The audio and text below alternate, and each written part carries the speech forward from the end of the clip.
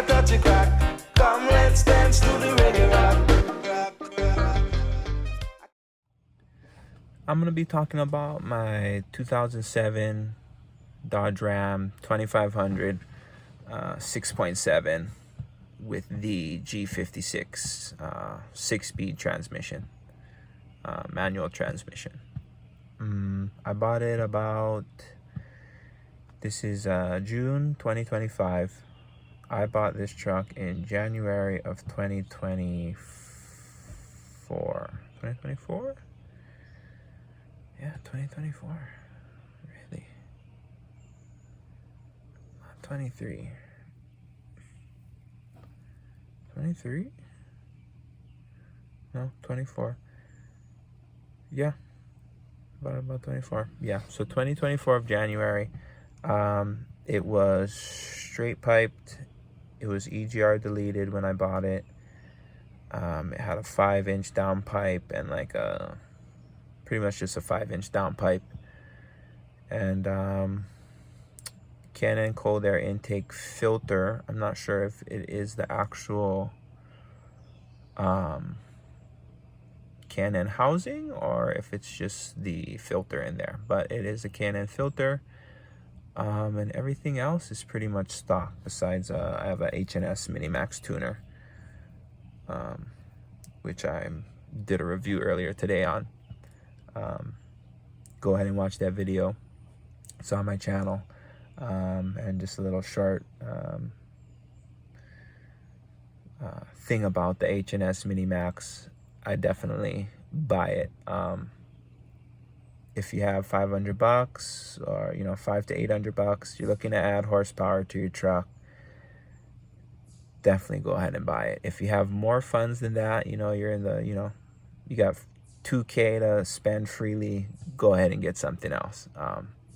But just for the average guy, the H&S Minimax tuner is a great product. You'll be definitely satisfied. You do have to remember, it's not like you added a different, bigger turbo or a whole new exhaust or injectors. You're only going to get so much horsepower out of it if you have a stock truck. So yeah, I'm just going to go around and show you everything as far as deletes. And yeah. So this is my G56 trans. If you don't know about this transmission, it's made by Mercedes. It's a 6-speed.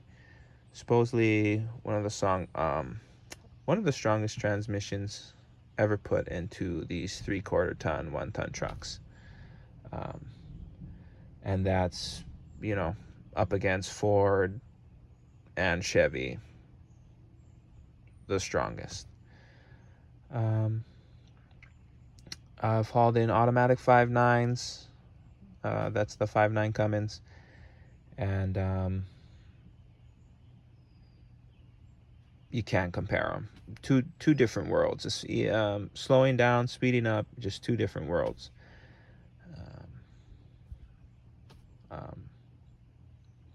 If you're gonna buy one of these trucks, definitely go with the manual transmission. If you have the chance to buy one with a G56, get it. You will not be disappointed.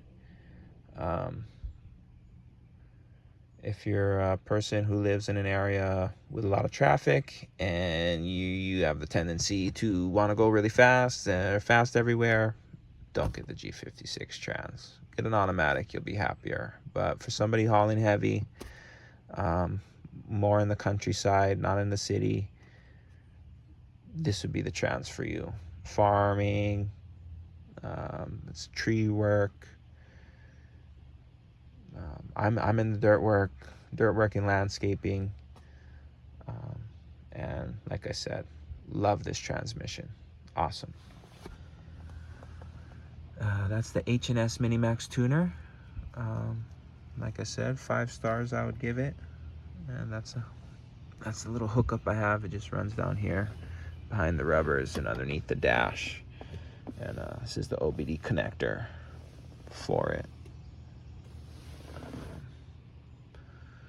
So yeah, nothing special, no lights, no gauges. I'm not really into that. That's why I got this. I just have the little thing here set for my boost, and I'm good. I don't haul that far, maybe at most an hour away from where I live. So yeah, oh, we got a big thunderstorm coming in though. So I might have to cut this video short, but it's not raining yet, so. Well, I said it wasn't raining yet, and it started raining. But here it is. Like I said, when I bought the truck, had an EGR delete already. And that's pretty much it. Just the EGR delete up here, and the cold air intake filter. That's a K&N. There's a plastic, weird, I would say like a duck bill. There's a weird like two-sided duck bill piece of plastic in this that has foam. I took that out. It made the turbo whistle even more. I cleaned the whole turbo, and I put this, I didn't take it apart, but I cleaned it with a rag and everything. And I deleted this, I don't know, it's a PCV valve. And it was running down there. If you can see that other little, my fingertip is right on it. The whole line ran down into the turbo, and that's why I was cleaning the turbo, because it was putting black soot from the, I guess, what would this be? Valve cover. Oh wow, it's really going. We're gonna go inside, but yeah, that's pretty much the rundown. We have that deleted, EGR deleted, and I forget the name of the filter that's in here, but we have that deleted as well. And then, yeah, pretty simple. Everything else is stock. But I love it. Yeah, I'm not leaking oil. I spilled oil. I just did an oil change, and yeah, so. Okay, the storm passed. I want to get this finished up because I just want to not really showcase my exhaust. It's nothing to showcase, but just finish up the video, kind of. I guess this is part of my 6.7. It did come with this little leveling kit. I think it's stock in the back. I'm not sure, because when I look, it looks like there's like these little leaf spring like shims under there. I don't know if you can see it, but you can kind of see the leaf spring pack there. But under that bottom leaf spring, there's a couple, well, there's actually 3 little pieces of metal.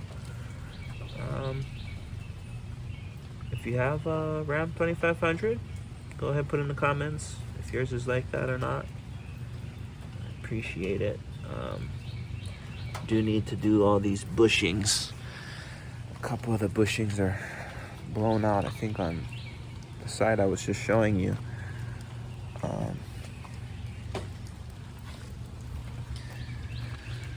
So yeah, I'll show this 5-inch exhaust here.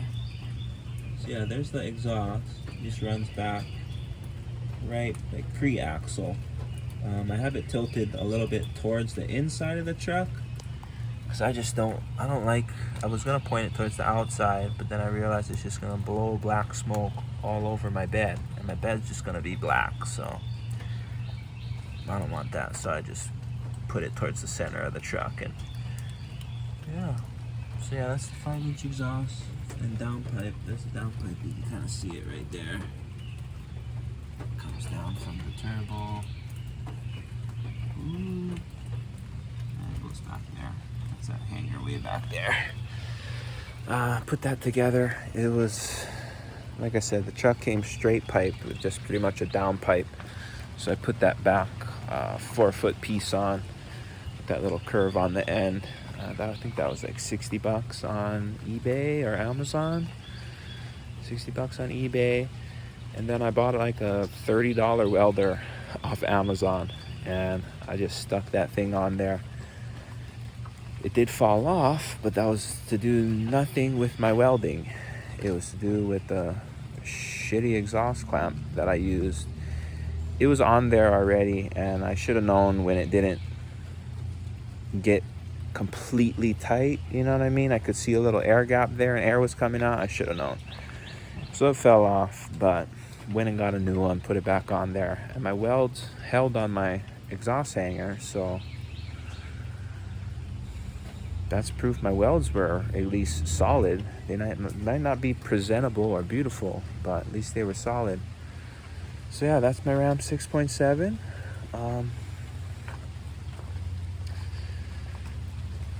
Anything else? Oh, I came on some wheels and tires that were just too wide for hauling. Yeah, that's the truck. That's my truck. Yeah, I came on these wheels that were just too big for hauling and turning the trailer in reverse and everything with machinery and equipment that's heavy. It was just not working out. So I put these what are they called? Night edition, limited night editions. I like them. They're my favorite ones. Yeah. Did a little undercoat, nothing special, you know, real quick country style undercoat. Here's a little look at it. It's nice and black. The frame was for a 20-year-old truck, for 20 grand. It was in great condition. So yeah, it did not look this black. I spray painted that all black, but still a little bit wet, but that's my Ram 6.7. All right. So the other day it was storming and I was kind of in a rush, so I didn't get everything in the video. So I'm gonna pop the hood again right now and show you the grid heater delete that I put in, and a couple other tips to go along with that.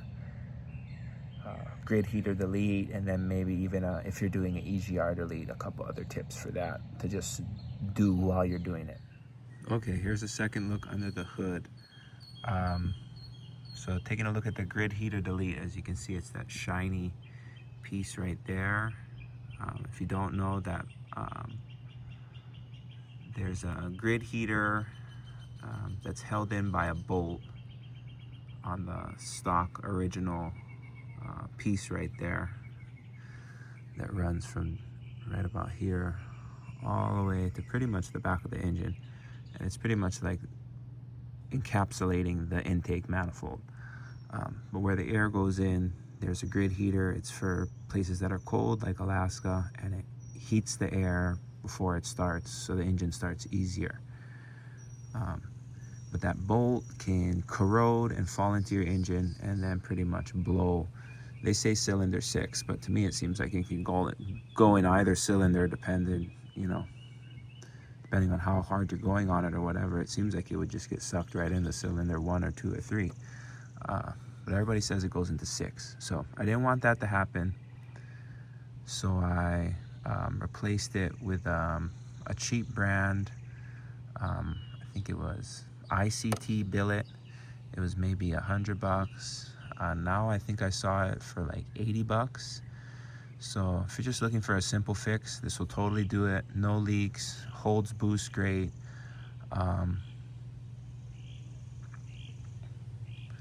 But when you do that, or when you're doing your EGR delete, as I mentioned, go ahead and take this off, and you might as well do it. But might as well take this off and just check. Pull that off. You are going to have to pull all your fuel rail off and everything, but it's worth it. It's worth not, blowing your engine. So go ahead and pull that all off. Mine had a bunch of soot in here. It was all the way from about here all the way through. It wasn't that far back, but it was pretty much like the soot would come in through the EGR and just like cake this whole area up. The grid heater was pretty clogged, and then all in the manifold was like a good, maybe even 1/4 inch of soot from the EGR. Like I mentioned, I got it deleted. I'm not sure how long ago it was deleted, so maybe it was really, recently, compared to 2007. Maybe it was more recently, so it spent a lot of its life with the EGR on it, so it had a lot of time with it caking up. So yeah, I would totally recommend that. And if you do have the money, go ahead and get an aftermarket one of these, And you might not even have to buy this. If you buy an aftermarket one of these that doesn't have this, you don't really have to buy an EGR delete kit. You can just buy a cover plate for that and then do the all, you know, unplug everything properly, remove everything properly. But you really don't need to buy an EGR delete kit if you're gonna do this intake horn. So that's my recommendation. If you have a little more cash, go ahead and do everything at once. Intake horn, EGR delete. But pay attention to the horn you buy. Like I said, try and buy one without this port even, and then you can just maybe get away with buying just a like a block off plate like that one, and that's where the EGR comes from. Sorry to focus. But yeah, that's the EGR. It goes up and around and then goes into that that other port I was just showing you with the little block off plate on it. So yeah, that's my recommendation for that. Like I said, the PCV filter is deleted, so that's the PCV valve now. And I don't have any oil coming out of it. I don't go hard on my engine at all, and I have everything pretty much stock setting as far as my turbo pressures or boost pressures. So that's probably why I don't have any oil spill compared to those other guys that are going hard on it, have bigger turbos and everything. This is just stock and tune, and I really just run a tow tune. If you're just tuning in now, I did break that line there. If you can see that little hose clamp is not supposed to be there. So when you're taking off all these lines or working on them to get to the fuel rail or your EGR, if you have to, just be really careful of that and be ready to have something break if your truck is a third gen, especially the 5.9s, because they're older now. So yeah, these rubbers are very brittle. These plastic wire, whatever, harness covers are really brittle. As you can see, mine broke off all over there from when I was working on the engine. So I should probably get some stuff to cover that back up and fix that. Probably make that nicer. Hey! Little chipmunk. So yeah, when you are doing the fuel rail, if you do ever take it off, if you're upgrading, like I said, if you're upgrading this fuel horn, you do take off this fuel line.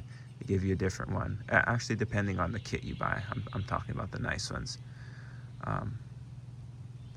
So yeah, just if you do take off your fuel rail, be very mindful of dirt, anything getting in there. If something does get in there, go ahead and shoot it out with brake cleaner, and you should be okay.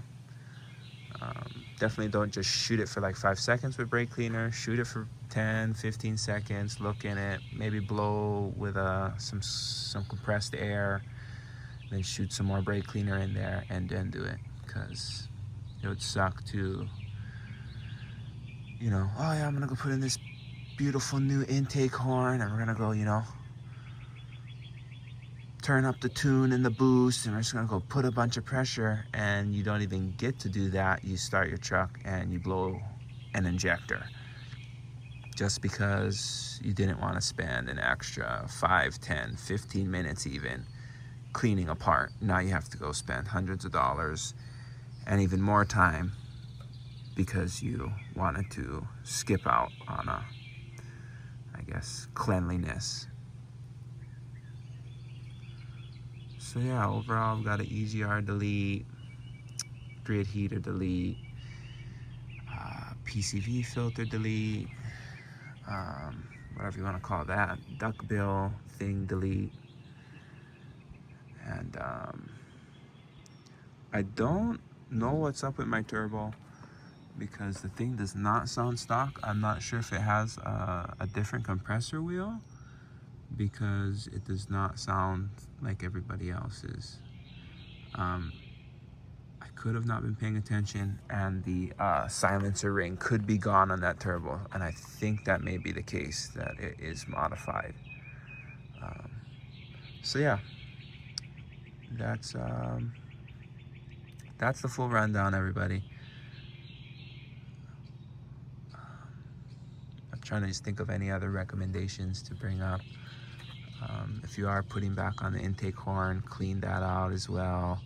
Don't leave any soot behind that's in there. If you have to, plug all these ports when you do this. What are you calling it? The grid heater delete, and you put in the new housing, the replacement one. Get as much as you can out, even if it's right by the, you know, the valve, the actual port to the cylinder.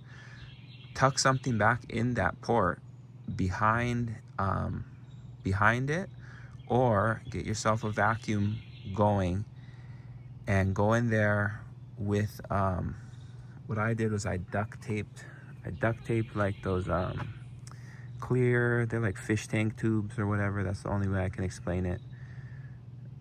They're at like what do they call, pet stores and stuff, in the fish tanks. They're kind of clear. Some of them are that big, and I just got that, duct taped it to the end of the vacuum, and then I took the screwdriver, flathead screwdriver, and I just started scraping away at the soot and stuff that was on there. And even though I was very nervous, because I was, like I said, scraping right near the intake port where it would go into the engine, but I had faith that the vacuum would take up whatever I was taking off, and it did. So that worked out well, and I'm super stoked.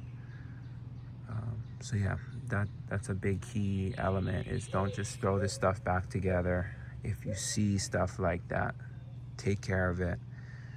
Same thing as the fuel rail or fuel injector thing I mentioned. It's better to, you know, spend even 2, 3, 4 hours cleaning this manifold out, to not have anything in it and it be looking brand new pretty much, than to leave it and then, you know, like I said, oh yeah, you know, we got, turn the boost up, turn the fuel up, and then we blow it. And we didn't even blow it because we were having fun, you know, doing a burnout, donut, or anything. You know, didn't even blow it hauling. The thing just sucked in a piece of soot. And, you know, now you got to blow an engine. So this video went a lot longer than I thought it would go, but it definitely needed to, because there was a lot more I needed to explain that nobody explained in other videos I saw, like scraping the manifold, vacuuming, not buying an EGR delete kit, and just buying this proper intake horn that doesn't even have the port for it. Little key elements like that I wanted to add in.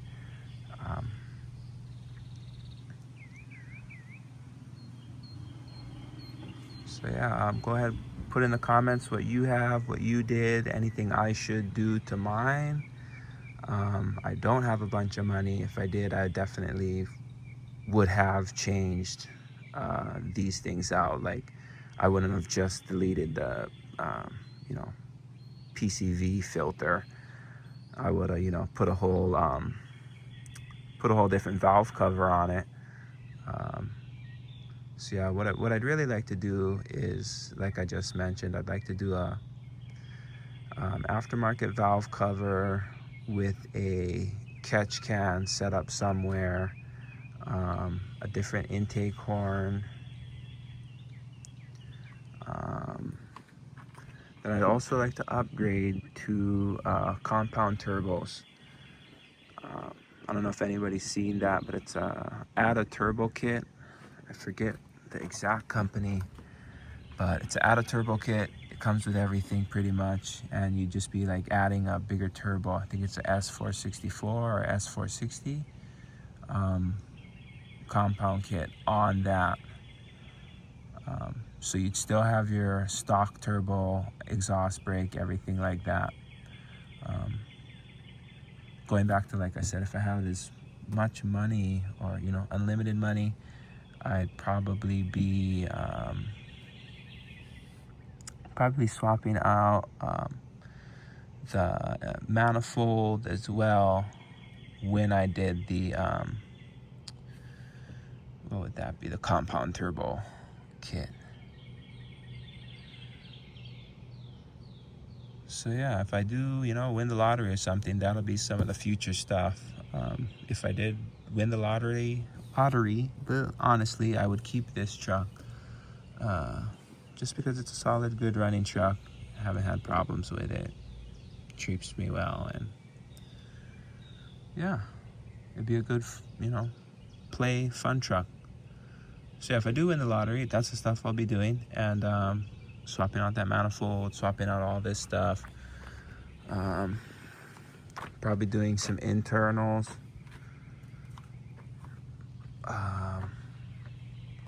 So yeah, minor internals, nothing like crank. Probably, you know, billet, water pump, maybe a few other knickknacks like that. So yeah.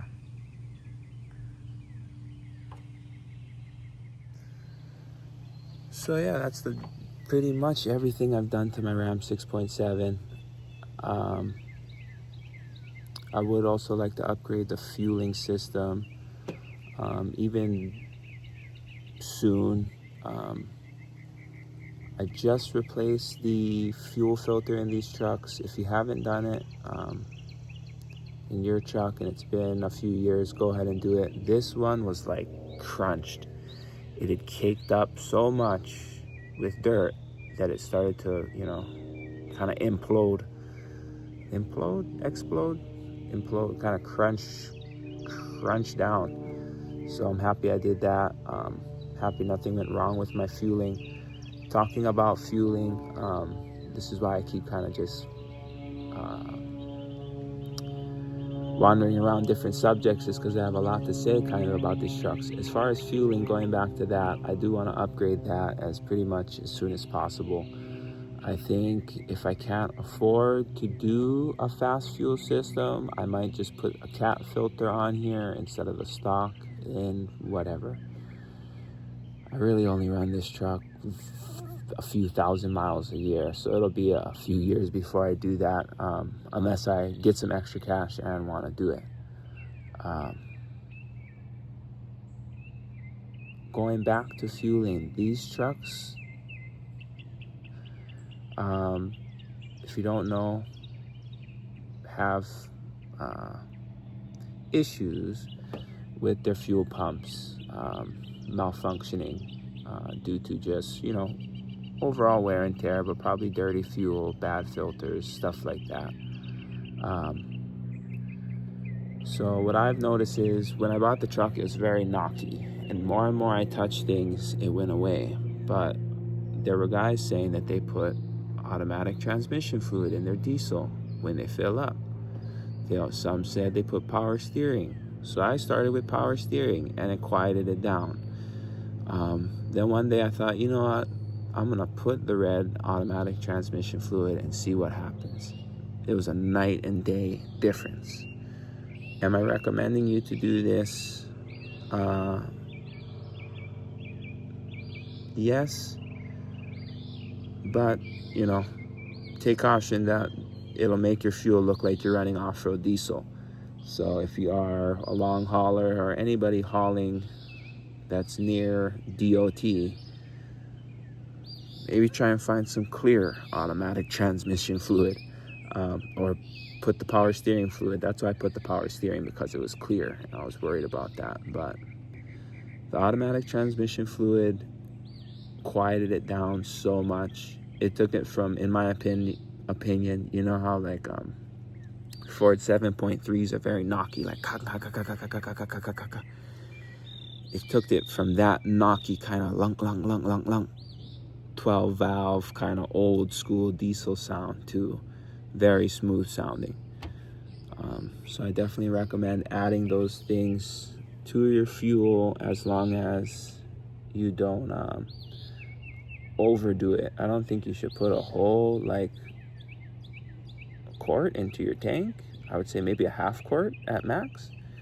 I really do just about you know, a little two-stroke mixed gas oil containers you get from whatever Echo or whatever, they may be Walmart brand or whatever those little things are. I just do about a shot, you know, the same size as that. I do about 2 of those, maybe 3 if I'm doing like a full tank. So I just kind of, you know, I just pour it, you know, count 1, 2, 3. Okay, that should be about it, and fill my tank up. I also put this other diesel additive,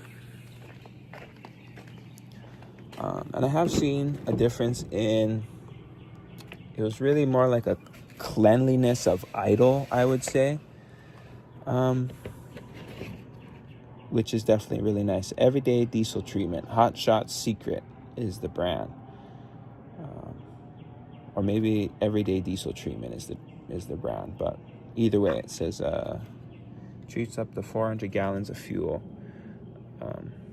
Yeah, it's in reverse, no point in really showing you, but at least you kind of see what the package looks like, so you know if you want to get it. And you just kind of squeeze this, kind of squeeze that, and it comes up to the top and fills up your thing, whatever your measurement, little filler upper. So yeah, I would definitely recommend getting some fuel additives, at minimum that fuel additive. But I put that fuel additive in for, I would say, 2 months, trying to see if that fuel additive, what was working. Was it the automatic transmission fluid? Was it the the power steering fluid? Was it that? But that made no difference with the knocking.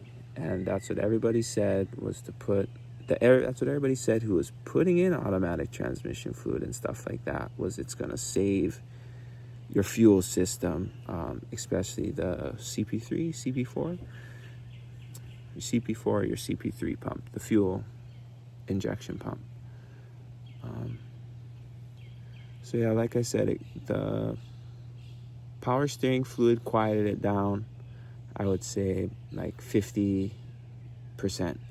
When I put that automatic transmission fluid recently, that calmed it down to like completely almost 0. I could not detect the knock from the fuel, from the fuel system, it pumping. I could not detect it anymore, and it went away pretty much instantly. I poured it in and I started filling up my tank. As the first 2 gallons went in, and the idle started to clean up. And like I said, it would sound like a totally different truck, sound like a new truck.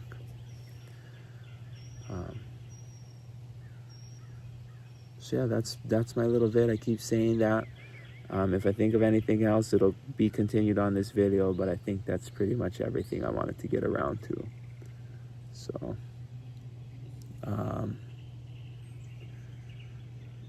if you're doing any other major work on these, though, do unplug the negative battery cables on these, just minimum. It only takes a few seconds and it might save you a hassle. I do mess around with stuff with everything plugged in sometimes, but if I do something major like let's say an EGR delete, I would probably unplug everything.